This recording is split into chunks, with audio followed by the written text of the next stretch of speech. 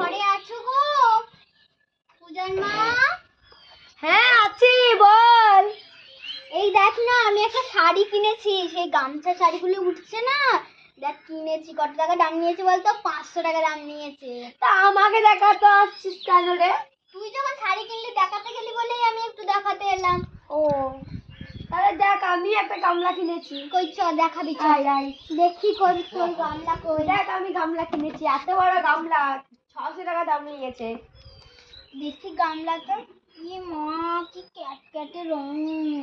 ছি, এইসব গামলা আবার কেউ কিনে? 600 টাকা কম দামি গামলা। এর থেকে আমরা 700 টাকা 800 টাকার গামলা কিনেছি জানিস। তা আমি করবো বল দেখিনি, তুই আমাদের বাড়ি এসেছিস তাই দেখালাম।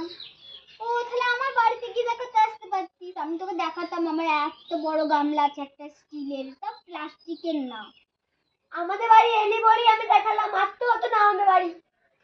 আমার ইচ্ছা আছে তাই এসছি, তুই দেখাতে যাস বলেই দেখাতে এলাম। তাহলে বেশি ফটার ফটার করবি না, যা বলি ভালোভাবে বলবি, নাহলে বলতে হবে না। তুই তো বললি দেখাতে এসছিস কেন, তাই আমি বললাম।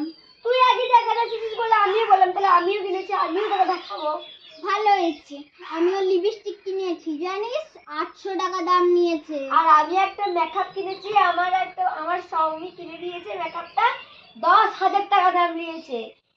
ও, আমি জানিস ঘরেতে পেন্টিং করিয়েছি, 12,000 টাকা দাম নিয়েছে, 12,000 টাকা।